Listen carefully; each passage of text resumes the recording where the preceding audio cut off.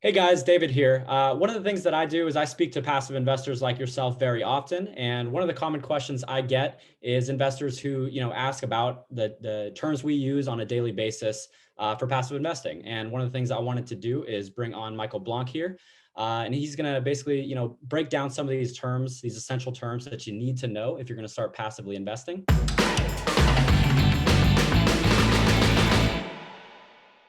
And Michael, could you tell me a little bit about some common terms that we use? Yeah. So one of the things that we get a lot is, my gosh, what's this thing called an LP and a GP, right? Like, who are the roles in the syndication? And that's certainly one of them. And so let me break that down. We're going to talk about other things like average annual return, cash on cash, and a few other things that that come up a lot. And people are like, what are these things? These are not familiar terms. So let's talk first about this LP and GP thing. There's really two main roles inside a syndication. So a syndication has general partners and limited partners. So general partners are the operators. Those are the people who find a deal, raise the money, hire the management, just run the day-to-day operation. And the limited partners are essentially the passive investors. And the reason it's called limited is because their exposure is limited to the amount of money that's invested. Now you could say, well, what kind of exposure is there? I can lose all my money. Yes. But as a general partner, their exposure is lawsuits, is unlimited, right? They get a $10 million lawsuit, they got to deal with that. The limited partner, the law protects the limited partner because they have a limited operational capability. They're kind of more passive, and the general partners really call it day-to-day shots. So the limited partner doesn't have a lot of control. They may have voting rights in some things, but they have limited control. So the law protects them from some of these lawsuits as well. So those are the two different roles: as kind of the active investor, the operator, the GP, general partner, and then the limited partner are kind of the passive investors. For me, in my calls, I've found that a lot of investors struggle to differentiate between a couple of essential metrics that we use: IRR, or internal rate of return, and AAR, which is average annual rate of return. Can you break down these terms a little more? Yeah, the average annual return is much simpler to talk about. And so therefore we talk about the average annual return, sometimes interchangeably with IRR, though that's technically not correct. But the average annual return is, let's say an investment has 10% average annual return. So if you invest $100,000, you expect to get 10% over the 5-year period back, right? So $10,000 a year times 5 is $50,000 that I expect to get back. That's a very simple mathematical calculation. And we like to keep things simple, David. The IRR is a mathematical way of actually measuring the return of an investment. It's kind of the apples to apples comparison, because it accommodates the inflows and outflows of money. It accommodates the passing of time, because money in my hands right now is worth more than the same amount of money 5 years from now. So it accommodates that as well. The problem with the IRR is that's very complicated to explain, certainly without a spreadsheet. Now, the Excel spreadsheet has a function in it called IRR that calculates the IRR out of inflows and outflows. So, for example, the average annual return is much easier to calculate. But let's say you do a cash out refinance and you return in year 3 the entire principal that they invested. Well, now year 4, any kind of cash on cash return you get is infinite. Well, how do you calculate the average annual return on something that's infinite? Well, you can't. Therefore, the average annual return, as simple as it is, has shortcomings. The IRR, however, does calculate the internal rate of return of money coming in, money coming out, money coming in. And so therefore, if you want to compare any investment, whether it's stocks, gold, oil, syndications, anything, and you want to actually compare them apples to apples, the IRR is the way to do that. But it's much more complicated. So I want to take this a step further and kind of tie these concepts together. Talk about equity splits, how those relate to LPs and GPs, as this is fundamental to understanding the returns for any given syndication. What are equity splits, and what kind of equity splits can investors expect to receive? So the equity split is the following. So you have, remember, the GPs and LPs we talked about before. So even though the LPs are putting up 100% of the money, they don't actually own 100% of the deal. They own maybe 70% or 80% or 75%. And the GPs, the operators, own the remainder. So let's say you have an 80-20 split or a 70-30 split. So the LPs, the investors, own 70% in return for putting up all the money. And the GPs, the operators, get 30% of the equity in return for doing all the work, essentially. That's kind of like their compensation for that. So those are the equity splits, and they vary widely, honestly, David. I mean, it depends. Typically, as the deals are smaller, the equity splits might be 60-40, 60 going to the investors, 40 to the operator. As deals get larger, they might be closer to 80-20.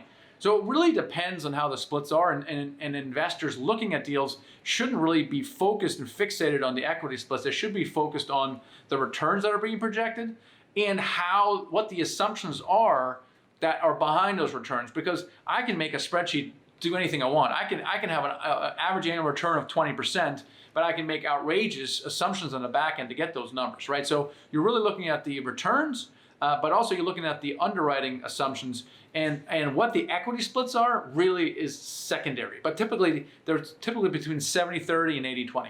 Now, another aspect of equity splits that you briefly touched upon is the concept of preferred returns.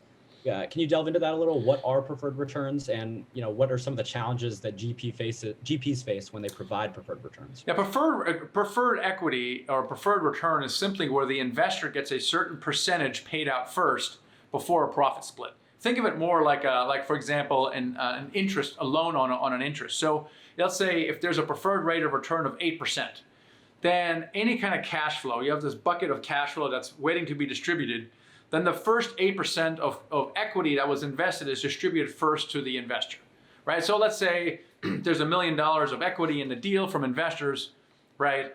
Then the first $80,000 of that is distributed to the investors. And then what's left is then distributed based on the equity splits, 80-20, 70-30. So that's what the preferred equity is. Now, investors love this because they kind of get paid first, right? It makes a lot of sense before the profit. So it's kind of like more of a guaranteed payment. It's not really any guarantee, but it's kind of like the more guaranteed part of the payment, and the profit is kind of gravy. Now here is why we don't do it. We've never done it, and we hopefully never will. But there's a reason that operators do this, and that is because it's easy to raise money. Because investors love the word, preferred, because they get paid first. Now, philosophically, it might make sense to say the investor should get paid before the operator. And I actually agree philosophically with that as well. The investor has to get paid first, which is also why if there's a cash out refinance or a sale or anything like that, investors always get paid first. But there's a dark side of the preferred return. It goes something like this.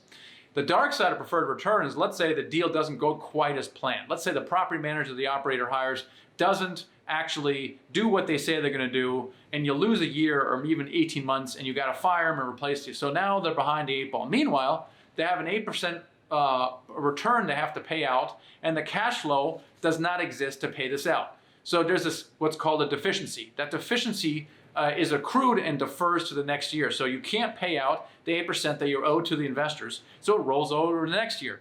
Now, the second year, you owe 16% of equity to the investors. Now, maybe by this point you've improved it a little bit and you're able to distribute maybe 2 or 3%, but now you're still 13% in the hole. So that 13% now rolls over into third year. Okay, you see where I'm going with this, David? And the operator never gets out of the deficiency. And if that happens, two things can happen. Number one, at one point, they're like, well, this is for the birds. I'm handing the keys back to the bank. Here you go, bank. I can't do this. I can never get over this hurdle I created for myself. You take it from here, which of course is very bad for the investor. The second thing that can happen, which is more likely to happen, is the operator tries to sell the deal because they can never overcome the deficiency they built for themselves out of cash flow. The only way they can ever get paid, ever, is by selling it through profit. Now, doing that may not serve the investor because the maximum IRR return might be achieved after a hold of 5 years, not after a hold of 2.5 years. So in other words, it actually it forces the operator to make poor decisions that are actually not in the best interest of the investor. Therefore, our philosophy is that, hey, if we're making money, we should all make money. If we're not making money, no one's making money, right? And so this is why we don't do preferred returns. And some operators have done returns, and some of those operators are now backpedaling and now trying to undo that for the same reason I just mentioned. All right, Michael, appreciate your explanation on that. I think that's going to go a long way in terms of helping a lot of investors, clear up some misconceptions they may have or some misunderstandings. Now, if you're interested in passive investing and want to discuss some more of these metrics we use or get an explanation of, any other sort of syndication terms that we use, please go to www.themichaelblanc.com/get-the-guide and check out the ultimate guide to passive investing. Thanks, guys.